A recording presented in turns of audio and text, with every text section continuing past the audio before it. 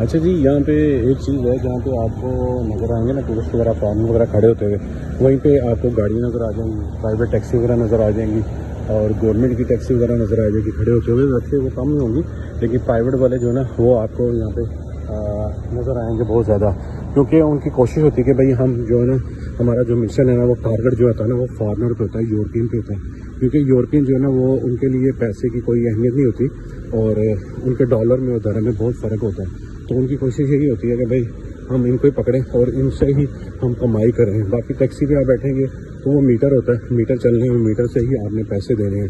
یہاں پہ جو سسٹم ہے وہ زیادہ تر کارڈ پہ سسٹم ہوتا ہے، لوگ کارڈ سے پے کرتے ہیں. لیکن کئی جو ہے نا گاڑیوں والے یا پرائیویٹ والے جو ہوتے ہیں یا گورنمنٹ ٹیکسی والے بھی ہوتے ہیں وہ بھی کہتے ہیں نہیں جی ہمیں آپ نا کیش دیں. تو آپ اگر یہاں پہ ہیں، اگر آپ سے آپ کو کیش مانگے تو آپ اس کمپلین کر سکتے ہیں. ٹیکسی میں بیٹھیں گے آپ کو وہیں پہ ہیلپ لائن نمبر نظر آئے گا. اگر آپ پرائیویٹ میں بیٹھتے ہیں یعنی کہ جو یہاں پہ اوبر وغیرہ چلتی ہے اس میں بیٹھتے ہیں، وہاں پہ بھی آپ کو ان کا ٹول نمبر نظر آئے گا. تو آپ اس پہ ہیلپ لائن پہ کال کر کے اس کی کمپلین کر سکتے ہیں. اور دوسرا یہ کہ جب بھی آپ یہاں پہ باہر نکلیں تو آپ نا اپنا پرائز کو یاد رکھیں. آپ کو پتہ ہونا چاہیے کہ ہم نے یہاں سے وہاں تک سفر کیا تھا تو اس کا پرائز کتنا دیا تھا. اور دوسرا یہ کہ بہتر یہی ہے کہ آپ گوگل پہ چیک کریں. اب تو اے آئی کا دور ہے، اب آپ گوگل پہ اے آئی پہ پوچھیں گے، اے آئی آپ کو پورا بتا دے گی. اس ہوٹل میں بھی اچھی خوبصورتی ہے لیکن اس کا بھی ریٹ بہت زیادہ ہے. تو اے آئی بھی آپ کو بتا دے گی، پوری ڈیٹیل دے دے گی کہ بھائی یہاں سے یہاں تک جانا ہے تو اس کا کتنا رینٹ ہے اور کیا حساب کتاب ہے. تو خیر یہ جو خوبصورت ویو ہے، خوبصورت لوکیشن ہے، آئی بی ایس ہوٹل ہے، پیچھے بھی ہم چھوڑ کے ہیں وہ جگہ جہاں سے ہم چل کے آئے ہیں. اگر کراس کر کے جاتے تو ادھر سے آنا تھا، لمبا چکر ہو جانا تھا.